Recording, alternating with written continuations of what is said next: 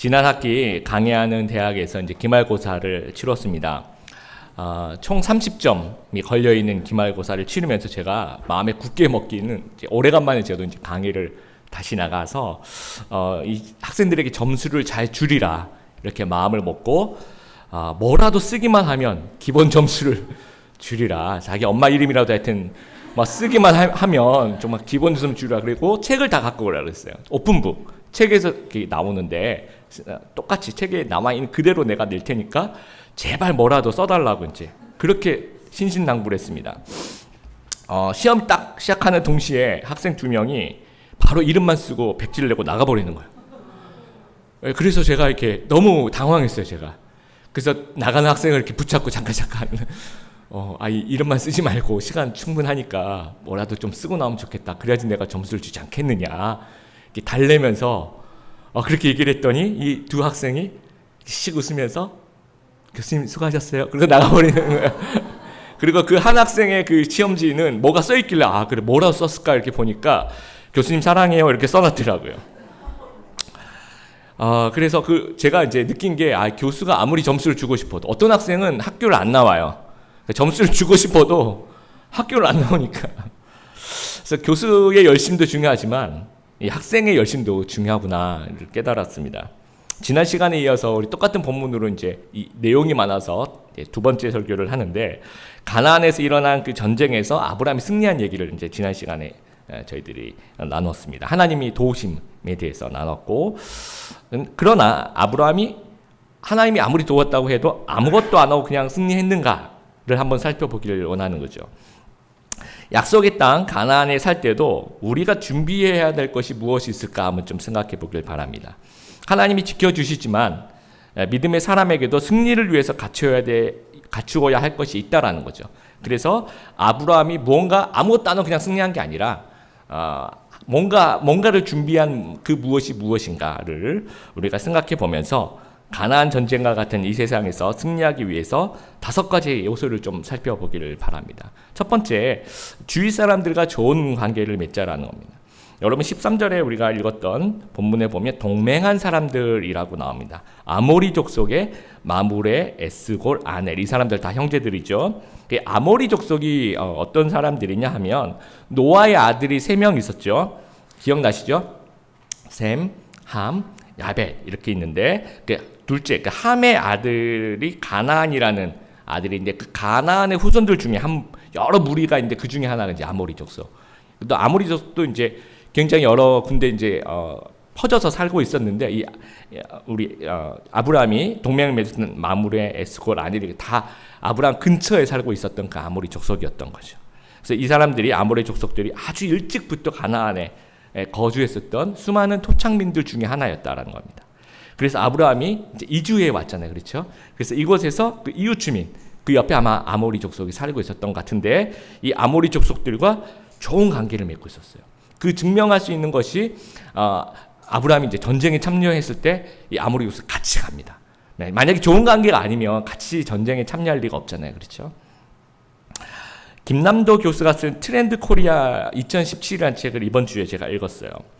그 책 중에 이런 얘기가 있더라고요. 키워드가 쭉 나오는데요. 그 키워드 중에 YOLO라는 말을 들어보셨습니까? 이게 You Only Live Once의 그 앞자를 떠서 YOLO 해서 YOLO. 그래서 이제 한 번뿐인 인생이다. 뭐 이런 뜻인데 이게 이제 좋은 뜻으로 쓰이면 이런 거예요. 남의 눈치를 보지 않고 참지 말고 나만의 삶을 즐기고 또 굉장히 자기지향적이죠. 긍정적인 측면 분명히 존재합니다. 그런데 이제 부정적인 측면이 이제 부각이 많이 되는 것 같아요. 아무래도 그 욜로라는 부분, 그러니까 나만 생각하는 그런 부분. 16년 중앙일보, 작년이죠. 중앙일보에서 그 설문조사를 했는데 일맥 관리가 중요하냐라고 물어보니까 90% 이상이 너무 중요하다, 좋은 관계를 맺는 게 너무너무 중요하다 이렇게 대답은 했는데 그 대답한 사람 중에 70%가 인맥 관리하는 거 너무 피곤하다, 사람들 만나는 거 너무 힘들다, 이제 이런 어떤 얘기를 했습니다. 그러다 보니까 이제 요즘에는 이제 나홀로 문화라고 해야 될까요? 나홀로 사는 문화. 그래서 이거를 1인 이코노미라 그래서 일코노미라는 말을 또 써요. 여러분 그 1974년에 나왔던 아이스크림인데요. 투게더라는 아이스크림 기억나시죠? 온 가족이 숟가락 들고 이렇게 퍼먹는. 그게 그 1974년 500원으로 시작이 됐대요. 근데 작년에, 그러니까 42년 만에 투게더가 1인용 제품이 나왔어. 혼자 퍼먹는. 근데 너무 웃기잖아요. 투게더인데 같이 먹는 거잖아요. 투게더를 혼자 먹어요. 물론 이제 여러분들 중에 그 큰 거, 그거를 이제 투게더를 1인용으로 드시는 분들도 옛날부터 난 1인용인데 왜 그러시죠, 목사님? 뭐 그러신 분들도 계실 텐데 투게더인데 1인용이 나와요. 이게 굉장히 아이러니입니다. 그래서 이제 혼밥이라고 하죠. 혼자 밥 먹는 거. 네, 혼술, 혼자 술 마시는 거. 그다음에 혼행, 혼자 여행 가는 거. 혼놀, 혼자 노는 거. 그다음에 혼곡이라고 들어보셨어요? 혼곡. 노래방에 혼자 가서 혼자 노래를 부르는 거를 혼곡이라고 한대요. 그래서 이걸 각자 도생의 시대다. 근데 외롭잖아, 혼자 있으면. 그러니까 외로우니까 그 외로움을 달래기 위해서 자기가 혼자 노는 것을 SNS에 찍어요. 그래서 인스타그램이나 페이스북에 올리는 거죠. 나는 별일 없이 산다. 아무런 문제 없다. 뭐 이러면서 이제 올리는 거죠. 그래서 요즘에 그 새롭게 각광받는 문화가 욜로보다는 그 덴마크의 휘게 문화라고 있습니다. 그 휘거라고도 하고 휴가라고도 하는데 덴마크어로 이거는 같이 한다, 함께 한다라는 뜻인데 가족과 저녁 식사 후 휴식을 취하며 편안함을 느낄 때 그 느낌, 또 아늑한 공간에서 사랑한 사람과 시간을 보낼 때 그 느낌, 또 양초를 켜고 맛있는 음식을 이웃들과 함께 나누어 먹으면서 대화가 오고 가면서 느끼는 그 행복감, 그거는 휴게라고 표현을 하는 거예요. 그래서 그 덴마크 같은 경우에는 1년에 뭐 절반 이상이 춥고 항우울제 복용이 세계 최고이고 또 여러분 잘 살수록 조금 외롭대요. 그러니까 1인당 국민소득이 5만 불이 넘어가는 그 속에서도 지속적인 행복지수 1위를 유지하는 것이 많은 학자들은 이 휴게 문화, 같이 뭔가 이렇게 같이 하는 그 사회 시스템, 이것이 그 덴마크를 이루어가는 힘이 아닐까라고 생각을 합니다. 히브리 사람 아브라함이 아모리 족속과 좋은 관계를 맺고 있었다는 거예요. 여러분 히브리라고 분명히 얘기를 하죠. 이게 히브리라는 단어가 성경에서 처음 이제 등장하는데 이 히브리라는 단어는 기본적으로 이제 이주했다는 단어죠. 강을 건너왔다, 유브라테스 강을 이제 건너왔다는 얘기인데 정확하게 이제 셈 계열을 대표하는 에벨의 후손 이제 이런 뜻이에요. 그러면 아브라함은 셈, 함, 야벳 중에서 셈의 계열 후손인 거잖아요. 그렇죠? 그럼 아모리 족속은 아까 제가 어떤 계열이라고 말씀드렸죠? 함의 자손. 그렇죠? 그러면 이게 다르잖아요. 그래서 셈의 자손과 함의 자손은 이렇게 다른데도 불구하고 어떻게 보면 무시할 수도 있고 어떻게 보면 각자 그냥 너는 너대로 나는 나대로 살 테니까 그렇게 얘기할 수도 있지만 각자 도생의 삶을 살 수도 있지만 아브라함 이웃과 좋은 관계를 맺었다라는 거예요. 그러다 보니까 전쟁도 같이 참여하고 전쟁에 참여했을 때 그 남아있는 가족이 좀 걱정이 되잖아요. 근데 이 이웃 마을들과 이 동맹을 맺고 있으니까 굉장히 든든하게 다녀왔을 거라고 생각합니다. 그래서 이게 하나님의 일에 아주 소중하게 사용되었다라는 거예요. 이웃과 좋은 관계를 맺는 것이. 그래서 여러분 삶의 현장에서 이웃들과 동료들과 친구들과 가족들과 또 아직 하나님을 모르는 사람일지라도 나랑 무관해 보이는 사람일지라도 아브라함처럼 좋은 관계를 좀 맺어가시기를 바랍니다. 그래서 동맹군이 되어서 또 하나님이 이분과 또 어떤 일을 하시는지를 좀 지켜볼 수 있는 저희들이 되었으면 좋겠습니다. 두 번째는 정예 군사를 키우자라는 겁니다. 여러분 14절에 보면 집에서 길리고라고 이야기를 하는데 쉬운 성경에 보면 장막에서 태어나라고 이야기합니다. 이것은 이제 종 중에서 이렇게 사오는 종이 있잖아요. 그게 아니라 종들 사이에서 태어난 자식들을 이제 암시합니다. 그리고 훈련된 자라고 이제 이야기를 하는데 이건 훈련하다, 교육받다라는 뜻인데요. 뭐 군사 훈련을 받았을까? 그 정도까지는 아니었겠지만 그 유목민들이 양만 치는 게 아니고요. 맹수들이 양을 노리기도 하고 또 이제 강도들이 옆에 지나가다가 지나가는 사람인 것처럼 하다가 양을 도둑질해 간다든지 아니면 강도로 돌변한다든지 이런 일이 있기 때문에 그 카우보이들 여러분 그 미국 영화도 카우보이들이 그냥 소만 치는 사람들이 아니라 때로는 이제 총을 사용하기도 하죠. 그래서 그런 어떤 기본적인 경계와 방어를 위해서 아주 잘 훈련됐다라는 거죠. 근데 아주 높은 충성도, 그러니까 같은 집에서 태어난 친구들끼리 그렇죠. 자라서 길러지고 또 이제 훈련을 받다 보니까 결속력이 아주 일사불란하게 움직이는 정예병 318명이 있다라는 겁니다. 1982년에 그 포틀랜드 전쟁이라고 여러분 혹시 기억나시면, 요게 기억나시면 내가 조금 살았구나 이렇게 생각하시면 됩니다. 영국이 이제 포틀랜드 제도 섬이죠,를 지배하고 있었는데 원래 그 땅이 아르헨티나 근처에 있어요. 그래서 이제 아르헨티나가 이거 우리 땅이다. 그래서 병사들을 이끌고 이제 탈환을 한 거죠. 그래서 영국군이 이제 참전을 하게 됩니다. 근데 아르헨티나 군은 이제 징집병이라 그럴까요? 그냥 평범한 일을 하고 있는 사람들 중에서 군대를 모집해서 그러니까 전문성이 의심되는 뭐 그런 병사들로 구성되어 있고, 영국군은 이제 이 포틀랜드 전쟁에 특수부대를 투입해요. 뭐 SAS, 뭐 코만도 다 들어보셨죠? 그리고 영국군이 용병을 같이 하는 그 네팔 용병 구르카라고 있는데 굉장히 용맹하다라고 합니다. 그래서 네팔 용병 구르카까지 같이 이제 데리고 옵니다. 그리고 실제로 그 총을 쏴보신 분들이 계시지만 이게 총 쏠 때 기분이 저는 되게 안 좋았어요. 되게 공포스럽고 소리도 크고. 근데 만약에 실제 전투가 생기면 되게 공포스럽대요. 그 공포심과 자기 방어 심리 때문에 제대로 사격을 못 한다고 하더라고요. 그래서 고개를 쳐박고 뭐 이렇게 쏜다든지 뭐 그런 경우가 많다고 하는데, 실제로 이제 전쟁이 끝난 다음에 몇 퍼센트가 사격을 했는지를 조사를 해보니까 영국군은 뭐 역시 특공대니까 무려 80% 이상이 적을 향해 사격을 하는 거예요. 그런데 아르헨티나 군은 거의 훈련받지 못하고 심리적으로도 준비되지 않은 채 갑자기 전쟁에 투입하다 보니까 한 15% 정도만 이제 쐈다는 겁니다. 그러니까 10명 중에 9명이 총을 사격을 한 쪽과 10명 중에 한두 명이 사격한 쪽, 어느 쪽이 우세하겠느냐라는 거죠. 그리고 특수부대와 일반 부대가 싸우는 거잖아요. 게임이 되지가 않습니다. 그리고 특수부대가 온다, 특별히 네팔 용병 구르카까지 온다, 그 얘기를 들으니까 이제 아르헨티나군이 그 소식만 듣고 도망가요. 진을 버리고. 그래서 아주 싱겁게 영국의 승리로 이제 끝나버립니다. 아브라함이 자기 사람을 일사불란하게 훈련시켰다는 거죠. 그 정예군으로, 특공대로. 그러다 보니까 유사시에 전쟁을 수행할 수 있고 작전을 수행할 수 있는 정도의 어떤 그 훈련량으로 훈련시켰다라는 거죠. 그래서 이렇게 하자 그러면 일사불란하게 움직이는, 이것이 하나님께 쓰임 받을 수 있다라는 겁니다. 현대 전의 군대 트렌드가 특수 장비를 늘리고 특수 부대를 늘리면서, 그러나 일반 군사 숫자는 조금 줄이는, 그러니까 정예군, 굉장히 훈련을 잘 된 특수한 군대는 좀 늘리고 나머지는 조금 줄이는 그런 추세로 지금 가고 있어요. 우리 영적인 시각으로 바라본다면 우리도 교회도 그렇게 해야 된다는 거죠. 뭔가 뭐 일반 군이라고 얘기하는 소위 오합지졸만 늘려서는 안 되고 정예 군사를 키워야 된다라는 겁니다. 그래서 내가 먼저 하나님의 정예 군사로 훈련되어야 되고, 또 우리 드림의 교회 성도들을 단순히 교인이 아니라 제자로 키워야 된다라는 거예요. 제가 S모 교회 대학부에 처음 이제 들어갔을 때, 그때도 한 여름쯤 됐었어요. 네, 제자 훈련 이제 하는데 그 전 하시는 분이 한 학기를 하고 이제 나머지 한 학기는 이제 교육자가 바뀌어가지고 제가 들어가게 됐어요.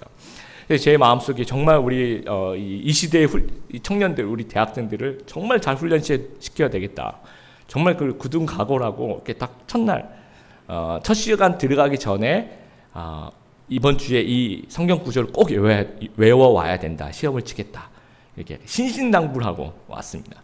근데 딱 이제 오니까 아무도 안 외워온 거예요. 씩 웃으면서 우리는 원래 안 외워요 하면서 이렇게 미소로 넘어가는.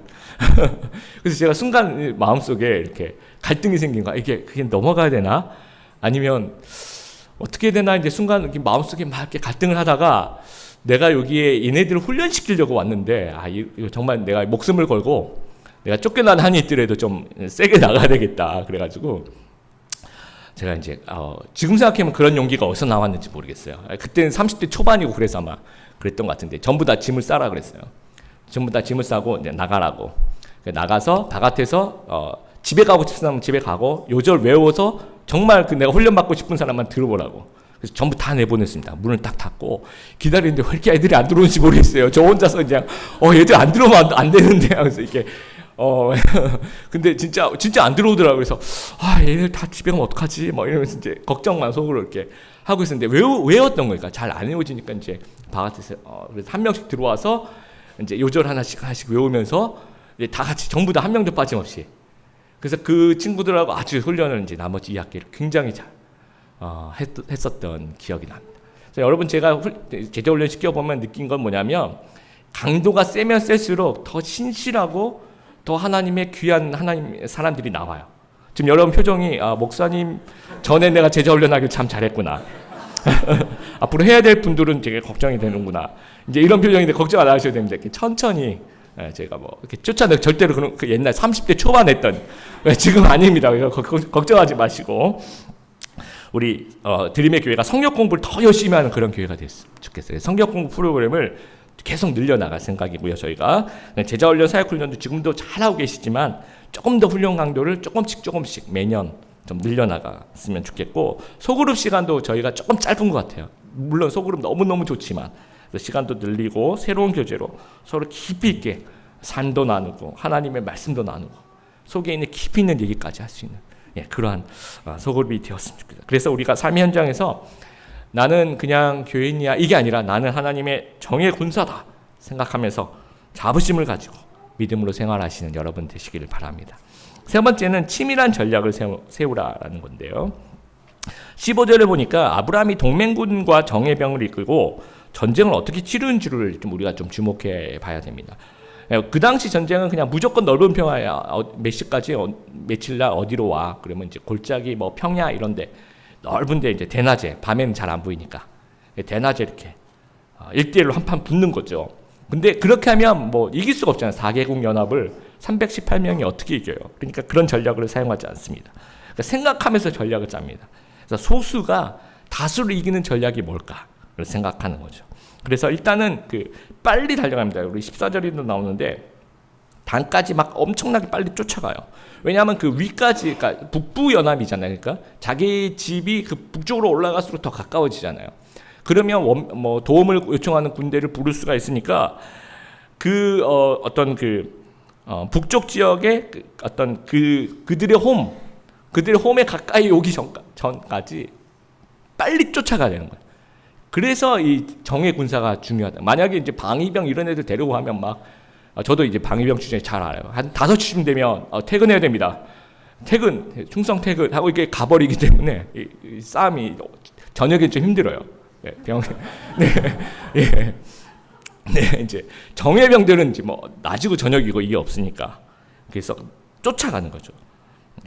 그래서 그 타이밍이 연합군의 영토에 가까워지기 전 타이밍이 제일 중요한 타이밍이고 그 다음에 밤에 기습을 합니다. 상대가 밤에 어떤 생각을 할까요? 막 다 이끌고 이제 끝났다고 생각하는 거예요. 야 신난다. 뭐 양, 소 이렇게 잡아서 우리 오늘은 뭐 소고기 뷔페를 하자. 그래서 막 먹고 마시고 막 밤에 이렇게 푹 자고 막 그러고 있을 거 아닙니까?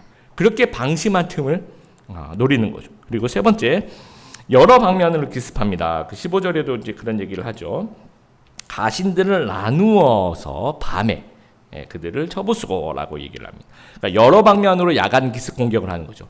오른쪽, 왼쪽, 위쪽 뭐 몇 개의 방향으로 나눴는지는 모르겠지만 이렇게 병사들 나눠가지고 한꺼번에 이제 그 방심한 틈을 타서 다방면에서 이렇게 기습을 해버리는 거예요.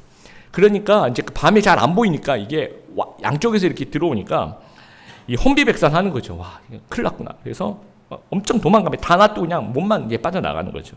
그래서 단이라는 곳에서 호박까지가 굉장히 그것도 거리가 있는 곳인데 계속 도망만 가는 거예요.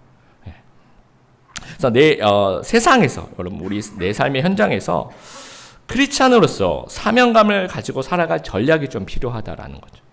내 직장에서, 내 학교에서, 내가 가게를 내가 오픈했다면, 내가 취업 준비생이라면, 내가 어떻게 할 것인지에 대한 어떻게든 되겠지 이게 아니라 전략이 필요하다는 겁니다. 그래서 내가 이걸 더 잘하기 위해서는 내가 어떻게 해야 할까 하면 생각하고 방법을 연구하고 계획을 세우고 전략을 짜고 전술을 가지고 도전해 볼 수 있는 저희들이 되었으면 좋겠습니다. 네 번째로 타인을 배려하자라는 겁니다. 24절에 이제 보면 지난주에 제가 아브라함이 전리품을 받지 않고 돌려줬다라고 얘기를 했죠. 그런데 다 안 받은 게 아니에요. 아브라함이 이 얘기를 해서 24절에 보면 23절에 내가 하나도 내가 가지지 않겠다라고 얘기해 놓고 24절에 오직 젊은이들이 먹은 것과 이게 뭐냐면 전쟁 중에 군인들이 먹은 식량을 얘기하는 이거는 비용이니까 이거는 그 뒤가 중요해요. 나와 동행한 아넬과 에스골과 만물의 분깃을 제할지니 그들이 그 분깃을 가질 것이다. 나는 안 받는데 얘네들은 챙겨주라는 거예요. 자, 이게 굉장히 중요합니다. 여러분, 아브라함은 자신의 믿음으로 전리품을 받지 않았지만 그 믿음을 동맹군들한테 강요하지 않았다라는 거죠. 그러니까 내 믿음은 나에게 적용되는 거지 타인에게까지 강요해서는 안 된다라는 겁니다. 그러니까 내 믿음으로 타인을 죽여서는 안 되는 거죠. 내 믿음으로 나만 죽는 거예요. 표현이 좀 과했지만, 그러니까 혹시 우리는 나의 믿음을 타인에게까지 적용시키진 않는가? 나는 금식해. 그러면 이제 본인이 금식하면 되는데 너도 금식해야 돼. 너 밥을 먹으면 안 돼. 이렇게 해서는 안 된다는 거죠. 성 프란체스코 신부님이 40일 금식 기도를 이제 제자들과 같이 했대요. 그래서 이제 같이 뭐 열심히 굶고 기도를 하고 있는데 그 제자 중에 한 명이 너무 배가 고팠는지 여러분 그 이제 금식 기도 같은 거 하면 막 냄새 되게 민감하고 이렇게 환상이 보여요. 막 닭이 날아다니고 김밥이 날아다니고 뭐 이렇게 스프가 날아니까 그 당시 따뜻한 스프가 되게 먹고 싶었던 것 같아요. 그 제자가. 그래서 이제 아무도 안 보겠지 그래서 이제 몰래 구석에서 따뜻한 스프를 먹다가 이제 걸린 거야. 그래서 제자들이 막 손가락질하면서 너는 다들 이렇게 금식 기도하고 있는데 너는 불경건하다. 이렇게 하면서 이제 스승님이 어떻게 하시? 스승님 얘 좀 혼내주세요. 이제 그런 눈빛으로 스승님 불렀어요. 그랬더니 성 프란시스코가 이걸 딱 보더니 그 제자 앞에 앉아서 같이 이제 스프를 먹기 시작합니다. 그게 뭐냐? 그러니까 우리가 이런 얘기를 합니다. 굶으면서 서로 미워하는 것보다 우리가 실컷 먹고 살아나는 편이 더 낫다라는 거예요. 그러니까 내 믿음으로 내가 금식하지만 내 믿음을 얘한테 강요해서 너도 금식해라. 그럴 수는 없다라는 거죠. 우리 직장에서 그런 얘기 하잖아요. 이제 6시 딱 돼서 퇴근하려고 그러니까 우리 부장님은 안 가셔. 부장님 퇴근 안 하세요. 내가 20년 동안 10시 전에 퇴근한 적이 없습니다. 이런 얘기를 하시면 가야 되나 말아야 되나 그렇죠?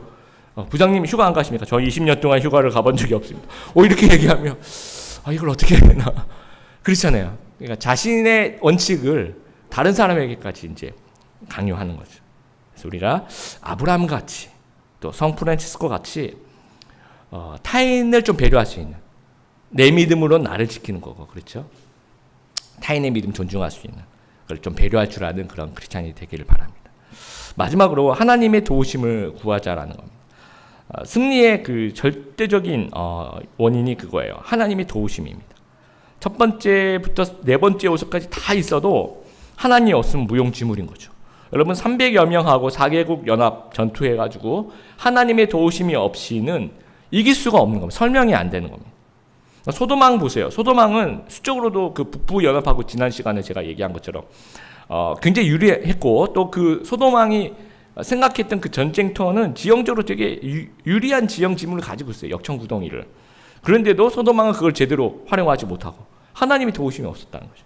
엘라만 그돌로오메도 마찬가지입니다. 4개국 연합이 300여 명의 사병들에게 당해요. 이것은 무엇을 의미합니까? 하나님의 도우심이 없으면 다 갖춰도 아무런 소용이 없다라는 이야기입니다.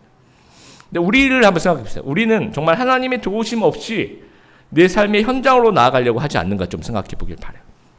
내가 내 삶의 예배가 없이, 내가 말씀 없이, 내가 기도 없이 막 겁 없이 삶의 현장으로 가는 거예요. 절대로 이길 수가 없는 겁니다.